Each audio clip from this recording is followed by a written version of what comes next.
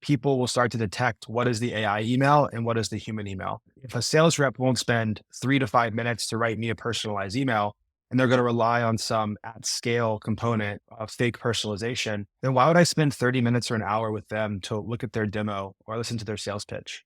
So we Mhm. approached it a different way. We build our entire product against these two axes of what's effective and what's efficient. So what's most efficient is full automation. What's most effective is no automation and intense personalization. And with high efficiency, you'll have low reply rates. With high effectiveness, you'll have low volume. So we kind of find someplace in the middle. So what Lavender does in our personalization tool, it's not quite at scale, but it does reduce true personalization down to under 30 or 60 seconds for most users. It's not fully at scale, but it does streamline all the work and make it much easier for the user. Every SaaS company plays for high stakes, but what does it take to dominate the market right now? Welcome to Paris Talks Marketing, the podcast where we dive deep into the latest trends and strategies in SaaS marketing that are really working today. I'm your host, Paris, and our guests are SaaS CMOs, founders, and specialists, and we discuss one trendy topic in the industry per episode. Ready to unlock the true power of marketing strategy? In this theme, we'll explore the world of cutting-edge marketing strategies and tactics that are shaking up the SaaS industry. We'll share insights on testing new tactics and uncover the latest developments from digital landscape giants like Google, Facebook, and LinkedIn. We'll also explore how AI is revolutionizing the digital landscape and transforming marketing tactics. So grab your headphones and get ready for a marketing strategy masterclass with Paris Talks Marketing. Hi, everybody. Welcome back to another episode of Paris Talks Marketing. And today, my guest is William Ballance, who is the CEO and co-founder at Lavender. William is a sales rep turned startup founder. He's the co-founder and CEO of Lavender, which is a tech startup that uses communication psychology and AI to help salespeople write more effective emails faster. His experience running a series of fundraising campaigns that helped save a historic women's college, Sweet Briar, from closing, introduced him to the cognitive sciences and led to the creation of Lavender. So, Will, welcome to the show. Thanks for having me. Good to see you again. So we met each other in person a couple of weeks ago in Dublin at SaaS Talk, and you were very, very active at that event. And the first thing I'd love to know more about was, how was that event? Was it a success? And what are you doing now with the momentum, hopefully, that you've gotten from that event? Absolutely. SaaStock was awesome. It was my first time there. And we go to a fair amount of conferences now. That's a relatively new thing for us. But there's another one called SaaSter, which we kind of got our start at and did pretty well at. And I'd say SaaStock ranks like right up there with SaaSter as far as how effective it was for us. What's interesting is that you're saying we were quite active there, but it was literally just me and one other person that were running around. We didn't have a booth. We didn't have a team there. It was just us walking around and shaking hands. One of our partners, Chili Piper, had invited us to co-sponsor a happy hour with two other sales tech companies, Dealfront and Surf. And we jumped on the opportunity to go sponsor an event in Europe. I love coming over to Europe, and we have a lot of users here. So I thought it was going to be a natural fit. But I was actually surprised at how many people at the conference knew about Lavender and knew about me and knew about our events and things like that. So it's exciting to meet all of our customers and our users from Europe in person. Yeah, awesome. And let's talk about that, because the impression was that you all had a very strong presence there, but you didn't even have a booth actually. And that No. just dawned on me. Yeah. But you co-sponsored the event. And that is something that you all do a lot, community-led marketing and even sponsoring parties, meetups, happy hours. Tell me a little bit more about how you do that and how that's worked for you. We have a saying internally that we don't do booths, we just throw parties. And that tends to work for us pretty well. That is not quite true anymore. We actually had our first booth ever at a really small conference a couple of weeks ago in Nashville. But outside of that, we've never had a booth. And we always have just done events. And it goes back to when we were not a venture-backed company. We were bootstrapping with some angel funding. And we threw a rave in an Irish pub at a conference in San Mateo, California, just south of San Francisco, called SaaSter Annual. We planned it pretty quickly. We didn't have a lot of money to put it together.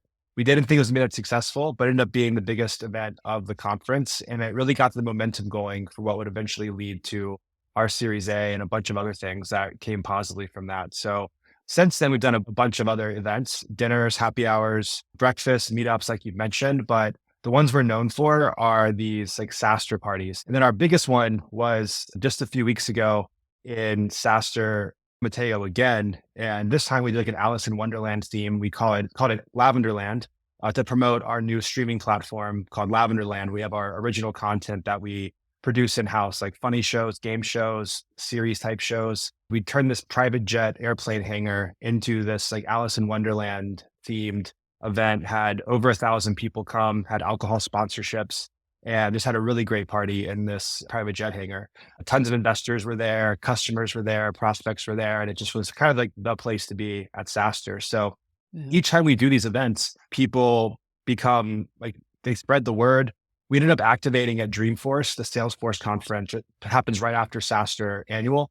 And we didn't plan to do an event there. It was just me, one of my co-founders, and one of our employees. We decided with like 24 hours notice, let's do an event. And we found a nightclub, threw a party, had another 500 people come to that with 24 hours notice. So we're starting to see that as a B2B company, we're able to activate our audience with these events. So I suspect that we'll keep doing more and more of them.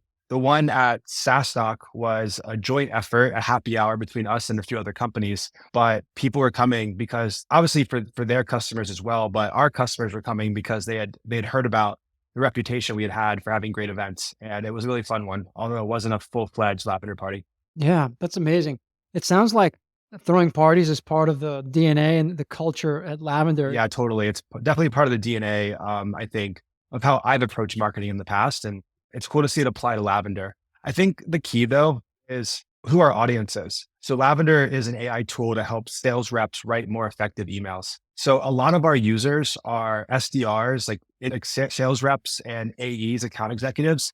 They tend to be, there's exceptions, obviously, but they tend to be coming out of college or a few years removed from college, or normally in their 20s, maybe early 30s. But a lot of them, especially if they're entry level coming out of college, like they're really used to that kind of that lifestyle of going to these events and going to parties and going to clubs and stuff Mhm. like that. So I think it's like really fits our market. Where if I was in a different business, I'm not sure this strategy would work as well. But for our user, it's something that really resonates with them. That's really interesting, and that just gave me a thought. So most of your users, would you say, are then Gen Zers? Yeah, a lot of them are. Yeah. I mean, Yeah. our product helps both the individual seller, think of it kind of like a Grammarly in a sense, but for a sales email. So it analyzes your email, your template, and looks for things that will hurt your reply rate based on your data. And then it helps you fix it using AI, as well as some workflow optimization tools like AI personalization and things like that. So most sales reps, especially if they are SDRs, they're the ones doing the cold calling and the cold emails. They are definitely Gen Z. They're typically in their first or second role out of college. Again, with some Yeah. exceptions, of course. Or they're account executives, maybe in their mid to late 20s. And then there's a tool for the manager as well to go in and coach their team, kind of like a Gong for email. In fact, we have the same investors as Gong. And I think the managers could be anywhere from Gen Z or millennial or older, but a large part for sure of our user base is Gen Z. Yeah. What I'm thinking of is that a lot of the Gen Zers didn't really come up on email at all, so they don't have maybe the native skills. They came up with, I'm gonna date myself here, I guess, but I mean, this is Instagram, TikTok, Snapchat, maybe. But if they're 2 or 3 years out of university, they probably haven't written a lot of emails, especially not professional emails, so they probably don't have the culture of email writing at all, and part of it is just coaching them up on this type of communication, which they've leapfrogged. Am I Yeah, right? I think that's accurate, but I don't think it's that dissimilar even from when I went out of college. Like I wasn't trained in school on how to write professional emails. I was trained on how to write research papers and things from my professors. I think it's not that dissimilar between me 10 years ago and Gen Z now. They're trained to write papers, but I think a good point you make is that their method of communication tends to be shorter and their attention spans tend to be shorter from social media, from Instagram, TikTok, chat, etc. But those are touching every generation. So Yeah. collectively, everyone's attention span has gotten shorter. One thing we've noticed, despite if you're Gen Z or not, is that people tend to write like they were trained. And in school, you typically write for a research paper, you're writing a longer, more formal, trying to sound really educated. And in many cases, is if you have a word limit, you're trying to say things in a longer way than you normally would to hit your word limit. So people have written really academically. What happens in the business is that people's attention spans are really short, not just because of their brain being trained in that way from social media, but also because executives are inundated with lots of emails. So their inboxes are flooded, both from their team, from their investors or their board or their other people that are trying to sell them stuff. So getting through that noise requires you to have a pretty concise email in most cases. But I think what's unique about Lavender is that everyone's different. So by and large, a shorter, more succinct email tends to perform better. But there's definitely situations where a longer, more in-depth email will perform better. So Lavender analyzes all of your historic data and figures out what worked best for you or for your team and gives recommendations based on that. So it could be different for you or for me on what a good email is. Also in the situation that you're in. So different situations require different types of emails, and Lavender will look at those differently and score them differently. So the sales rep can come in and unless they'd analyze hundreds of millions of emails, they never would have this much information and knowledge on what to do in that precise situation. Mhm. Long answer to answer your question of yes, I don't think a lot of college students are trained in professional emails, but even if they were, there'd be no way to keep up with the amount of data and how fast the trends are changing and what works and does not work in email. Yeah. So you're analyzing, you have your own massive database that you're analyzing, but you also analyze every customer's historic inbox. Is that right?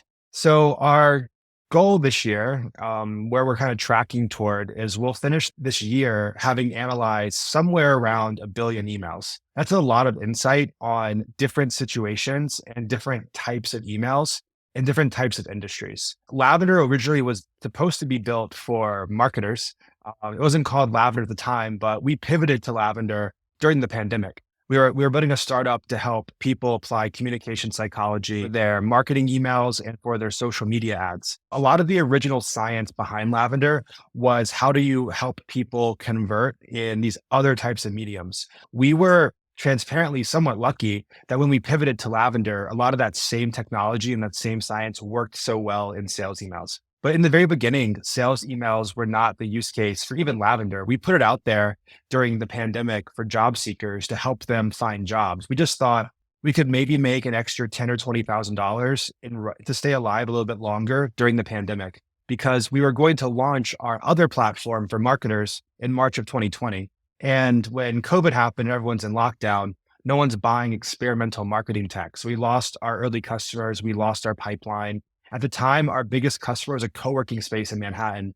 They couldn't even operate because of lockdown. So we lost them, of course. And we just thought people are going to send more one-to-one emails during the pandemic. We didn't know exactly who was going to be doing it. We thought we could put together a little email widget, launch it on Product Hunt, and maybe make some extra money just to stay alive. We had like maybe a month or two of runway left from our angel funding. So it was do or die, really. And salespeople somehow found it, started posting about it on LinkedIn.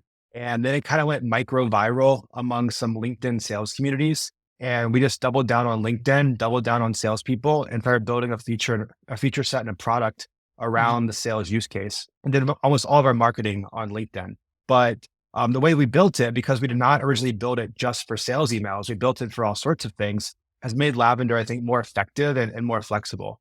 But then over time, as we've narrowed in on salespeople, we've now augmented that initial algorithm with lots and lots of sales email data. So it's become very fine tuned for that specific use case over the past couple of Mhm. years. Wow. So that pivot was a combination. It was that the product market fit was caused in part by COVID and just great timing. And sometimes this happens, I guess, that a particular group of people pick up your product. It wasn't necessarily intended for them originally, but then they take it and run with it, and then you have to follow that.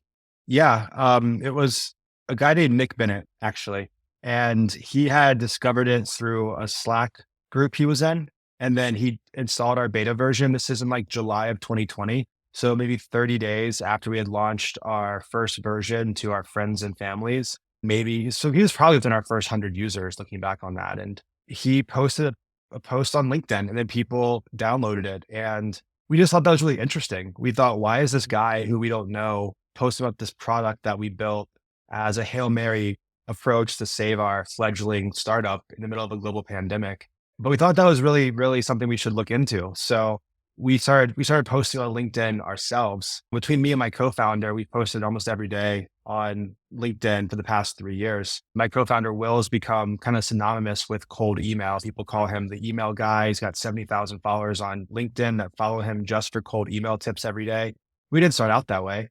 We just started out having really no money for marketing and knew that people were transitioning from a cold call dominant culture in sales to now having to sell through writing because people were not in the office. And back then, a lot of the phone numbers you would get from a data provider would be office numbers. So in remote first, people aren't in the office. This switch happened where prior to COVID, you had about 70% of outbound activity for most sales teams was over the phone.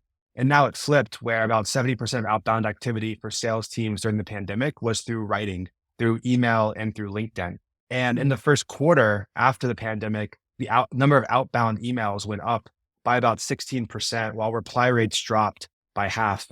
The ability to write effectively in a time where more and more people are going into the inbox, now there's more noise in the inbox, paired with this like special moment in time where people shifted, especially salespeople, from treating LinkedIn as a place to host your resume and find a job to a real social platform, made our timing pretty much Yeah. perfect for the product we were building because we would have no way to have built out a sales team or to have done traditional paid marketing or a lot of other types of marketing had we not been able to just post for free on LinkedIn every single day. So I think there was a lot of luck involved in there. We did pivot on a dime. We had the idea on a Friday for the idea of getting our first version out by Monday. So it was like a weekend pivot in the very, very beginning. But it was like right problem at the right time with emerging social platform that no one had really cracked yet that we were able to get on really early. So Yeah. definitely really good timing there. I have to agree that I remember around early 2020, there was still a great opportunity to build a big following pretty fast on LinkedIn. I don't think starting from zero or near zero now, I don't think you could do that on LinkedIn, even if you posted a day, every day or a few times a day. But a couple of years ago, like 2020 especially, I think that was definitely happening. I was more active in posting a lot of videos. I was posting a video every day back then. And I would get engagement rates much, much higher than I do now when I post the same type of content. And it was clear that LinkedIn, just as you said, it was also going through a big evolution from a place where you'd go to post your online resume and look for jobs to a place where you really are following people and you could really build thought leadership and you could build a personal brand. And I think that wasn't really possible. I guess it was possible before a little bit with Twitter. There were some like mega names in the B2B community that had built personal brands. And you could also say on YouTube as well, you could build a personal brand. But I think nothing like LinkedIn in the last 2 or 3 years has given CEOs, co-founders, and other folks who have a passion and also who are courageous enough to put their stuff out there to give them the opportunity to create a personal brand. And I think probably your personal brand and also Will, your co-founder's personal brands also, gave a whole lot of brand equity to Lavender. Well, I mean, would you say that that's also part of this? Yeah, I mean, for a really long time, the Lavender brand page was not as active as the Will and the Will page. Mhm. So obviously, my co-founder, he really niched down in his content every single day for like 3 years. It's been email content, cold email content, where my content was a little bit more broad. I like talking about entrepreneurship, startups, things I was learning, building the business, of course, email, but it was more varied. And you saw the fact that he just niched down and just did this one thing every single day. He's just become known for that. And he's built a larger following than me. No, we started when I had more followers than him. But we have different demographics though, like more founders and CEOs follow me and his primarily sales reps because they follow him for that content. So it's Yeah. interesting to see like how it's evolved over time. But definitely the founder content, I think, was more powerful than the brand content until maybe this year. And depending on who you ask, it probably is more powerful for the ones that followed us longer term. Now we have a team and we're putting out more and more professional type content. But back then it was just doing this very much bootstrapped founder type content, him just posting stuff. I try to find quirky, funny things to do. Like, for example, we have 3 songs on Spotify. We launched a couple claymation episodes. We've done like a bunch of things that you wouldn't expect a B2B business to do. But that was mostly just due to capital constraints, trying to find like Yeah. innovative pattern breaking things that we could afford to do. But the brand, the founder led brand, I think was really instrumental in building the community because it put a face to the brand where people, even Mm. today, they'll just DM me on LinkedIn for customer support requests. The other day, someone thought one of our help articles wasn't clear enough. So you just like DM me personally, where most of the time you would write into a support ticket or you'd email support for these sorts of things. But people feel like they're connected to us and they are. They're users and we love that they're supporting us. We love working with them. But because of that, they think they have this personal connection with the founding team, and then by extension, the brand. I think that part's really Yeah. special. Now, a quick word from our sponsor. The Paris Talks Marketing Show is affiliated with Hop Online, a performance marketing agency focused on high growth SaaS and other recurring revenue based companies. If you like the flow of this conversation, you may want to consider jumping on a discovery call with someone at Hop Online. A discovery call is similar to my podcast interviews in a lot of ways. We'll get to know your business goals, competitive landscape, and marketing needs. And you'll almost certainly come away with some new ideas for how to accelerate your customer and revenue growth. If you're interested, go to hop.online, that's hop, H-O-P dot online, and book a discovery call with one of our strategists today. Now, back to the episode. How many DMs do you get every day on LinkedIn? It's hard to tell. Our DMs are quite busy. We had to both put up autoresponders on there. Like if you need support, like go to this support email because we may not get back to you in time. But they are quite messy. And the ones I love the most though, I do try to go through them. And the ones that aren't just like trying to sell me something, I do try to respond to most people. The ones I love the most are the ones that write in and they're just like, Lavender changed my life for whatever reason. We've had people write in and say they had OCD or they were dyslexic or they had all this anxiety around writing email and Lavender like changed their lives around that. We had people write in saying they almost were going to lose their job because they weren't hitting their quota. And now they are hitting their quota because of Lavender. We saved their job. We've had people write in saying that they couldn't find a job and they use Lavender, which is free for job seekers and always has been. They've used Lavender to email hiring managers and they found a job using our product. And that's really exciting as well. And then, of course, like the more basic stuff of I used Lavender, I made more sales, and now I can go. The guy was like, I can go golfing on Fridays now, and stuff like that. Like it's all fun to hear. That's But amazing. the ones that are really cool are the ones that are like deeper than just making more sales and really has impacted their lives. Yeah. And do the same rules apply to LinkedIn DMs as email in general, which is keep it short and concise, get right to the point, and cater to the short attention span? Yeah, and by the way, again, there are actually email situations where a longer email will outperform a shorter email. And again, it's all really dependent on your own data. So Lavender will adjust based on what works for you. But by and large, yes, for most situations and for most prospects, a shorter email is going to outperform a longer email. I think LinkedIn is very similar to that. There's like a common complaint on LinkedIn that InMails don't work or LinkedIn DMs don't work.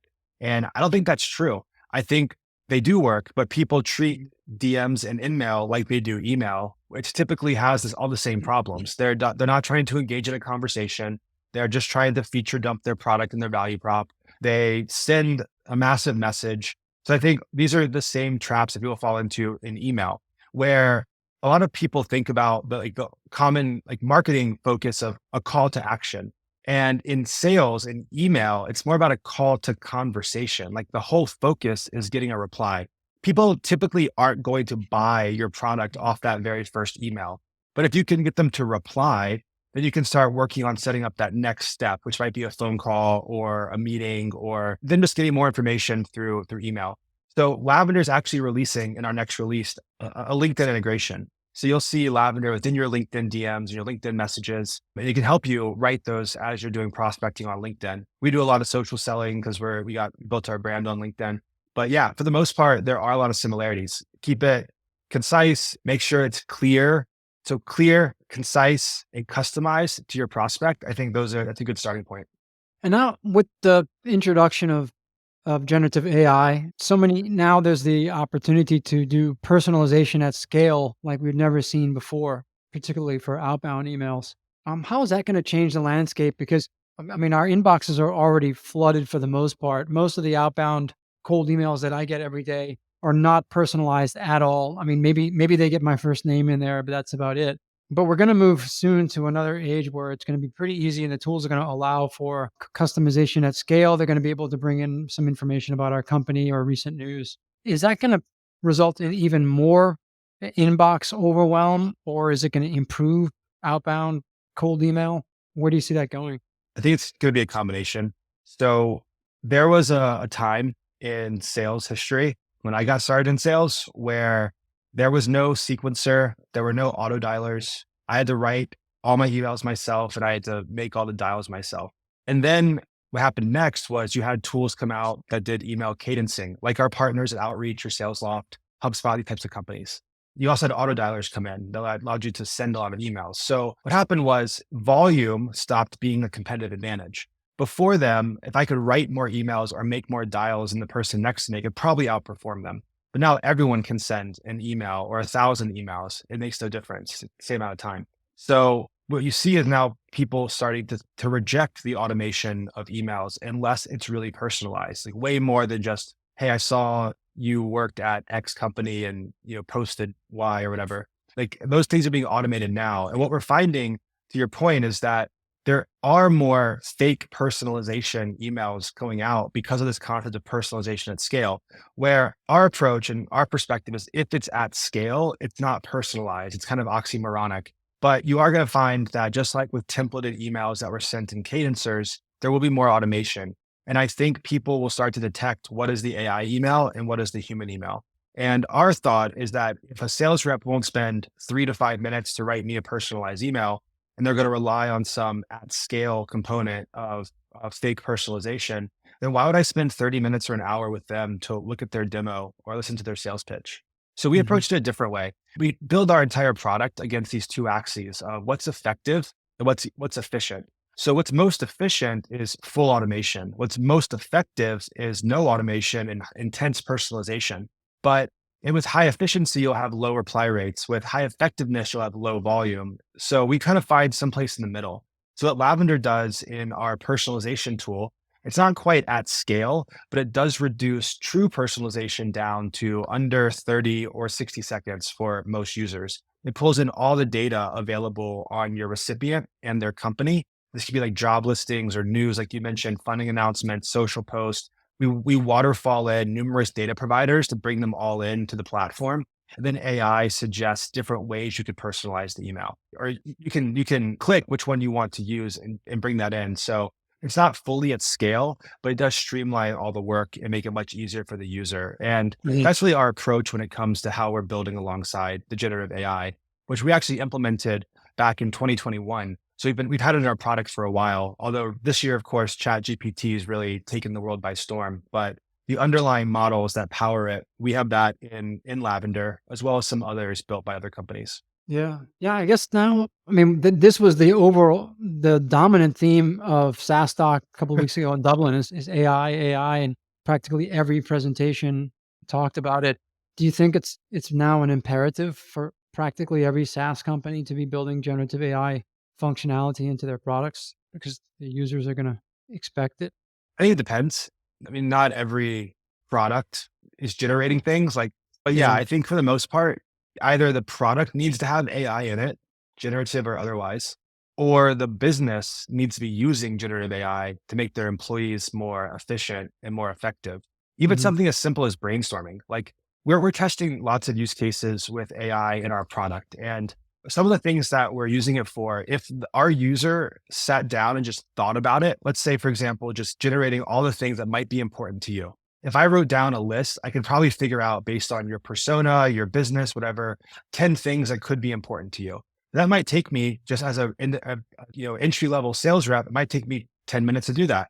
Or I can feed all your data to the generative AI models that can just tell me what it predicts you're going to find important. And then Lavender can then use that to help you structure your email. So I think a lot of the things the models are doing, the human could do, but they would probably just be less efficient in doing that. So I think AI is becoming table stakes. Either you have it in your product or in your business, or you're going to get kind of get left behind. But what I've noticed is a lot of companies, because of this, because of how hot it is right now in this hype cycle around generative AI, a lot of companies, especially the bigger ones, have rushed to deploy generative AI into their products. And you've seen a couple of them actually sunset those features because the outputs were not that great. It was still really robotic, Hmm. but it's getting better all the time. So I think over the next year or two, more companies will be way more intentional about how they're building AI into their product.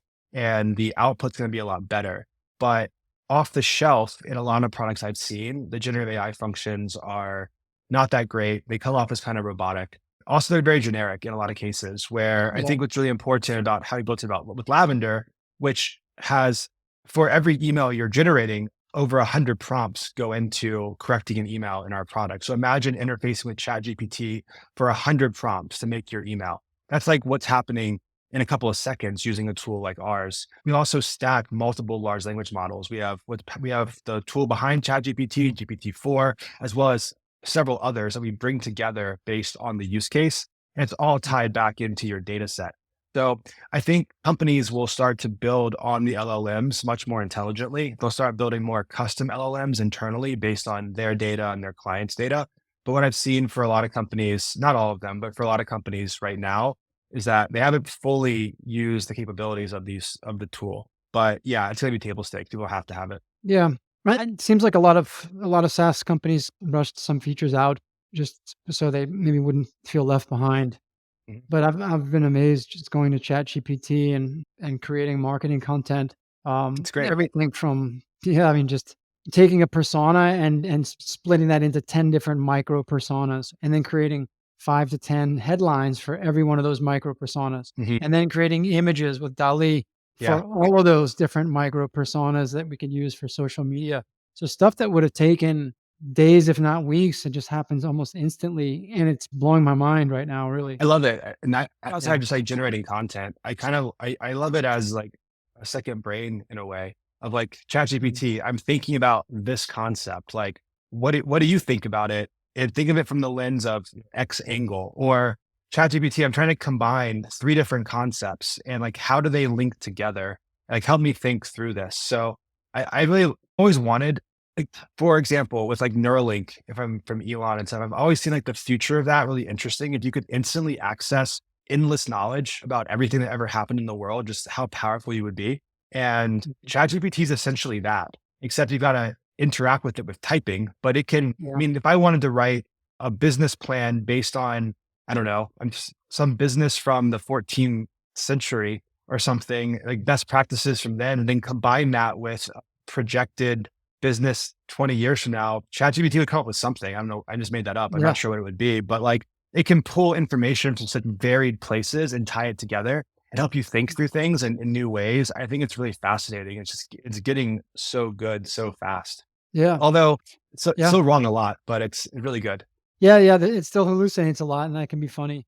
It's always gonna give you some sort of an answer. It's never gonna Yeah. remain. But, I think that the key skill set for marketers in this new world is really about prompt design Hmm. more than anything else. It's just knowing how to interact with this, how to phrase a question. So if I really, really wanted to get a really good output, I'd have to describe my persona in a lot of detail. I'd have to describe my goals, not just, "Hey, give me 5 different segments of an entrepreneur," or something, but I'd have to say, "No, it's this type of." Well, I'd have to get it a lot more specific. And by the way, I was messing around with the ChatGPT app, and you can do voice inputs now. You can speak to it and give it voice prompts. So that's gonna be also a lot of fun, and it seems to work okay. I mean, it can understand pretty well. Are you all you mentioned earlier in the pre-show that you are just now starting, the paid marketing because you all have been doing all organic growth, community-led, all along. As you're starting to look at paid, what kind of opportunities do you see for growth marketing? Yeah. So I think at our core, historically, at least for myself, I've been more of a brand marketer. That's what I really loved about the early startup journey was how to build the brand and build that community on social. But we have started recently, like within the past couple of months, started to experiment with more paid.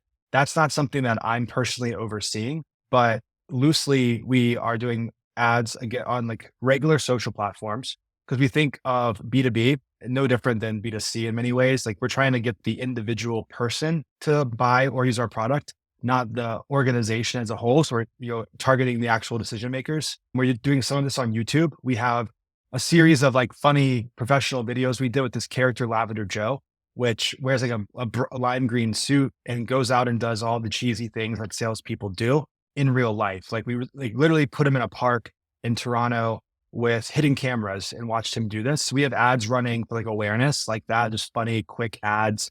We have more conversion ads running on LinkedIn, targeting the decision makers. We're experimenting with story ads as well. So I think there's a lot we can do with story ads, not just for adoption and acquisition, but also retention. So like ongoing training of users that might be at risk. So I think a lot of things we're going to be Yeah. experimenting with over the next couple quarters. I don't have any hard data yet. We're still trying to Yeah. figure this out, but I definitely want to figure out a way where we know for X amount of dollars into paid, we're able to have some outcome.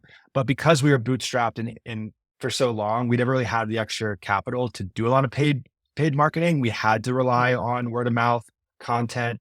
And from that angle, which I can probably talk more about, one of the key things we did was we never gated our content. And we did very little product marketing, which we're now starting to do more of as we scale up. But in the early days, when it was just me and Will doing most of the marketing, we did everything against these two axes: be helpful and informative. And that's like number one. So that's why Will really doubled down on really helpful, informative content around sales email. Then on the helpful side, we did lots of things for the community. For example, giving our product for free to job seekers, students, and bootstrapped entrepreneurs. We also did a campaign where we helped people with Christmas gifts for the holidays if they were laid off from their job. We bought turkeys for people for Thanksgiving, so things just to give back to the community. And then so helpful and informative on one axis. Then the other one is be creative and different. And that's where all the quirky brand type stuff came in. It was pattern disrupting in the feed. We're applying the same principles now to our paid spend campaigns, but for the longest time though, it was all just organic word of mouth because it's all we could afford to do. Hmm. Yeah. That's amazing. One of the things that I'm looking more into now, I don't have a strategy exactly developed for this yet, but we'll come up with one, is Snapchat. So for our users being Gen Z coming out of college, one thing I've noticed at different events is that there's really two types of people that are around me. There's people that record videos on their iPhone camera. And then the younger people are recording the videos on their Snapchat camera. So I think people think that like Snapchat died off for a while, but the people that are now coming out of college or in college who are going to be our core users, I've just noticed them in real life way more active on Snapchat over the past 12 months or so. So we're looking into that now. That's interesting. Will, I'll pull back a little bit and ask you a broader, more open-ended question. What excites you most about the future? It's a really broad question. Yeah. I'm really tech and marketing side. I'm really excited for like the things you mentioned, like the future of technology and AI and how this really helps just streamline everything in people's lives.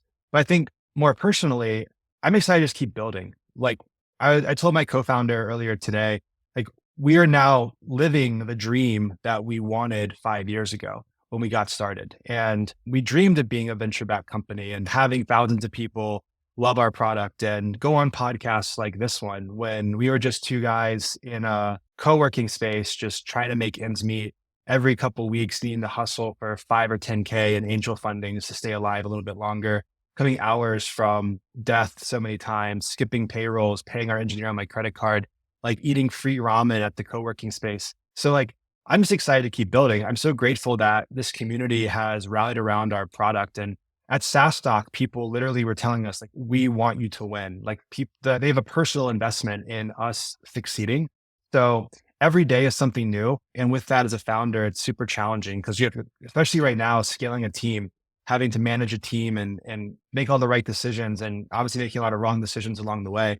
But I think like just the opportunity to do this, we're both really grateful for, as well as our other co-founder, Casey, our CTO. It's been my singular goal for the past decade to get to this point.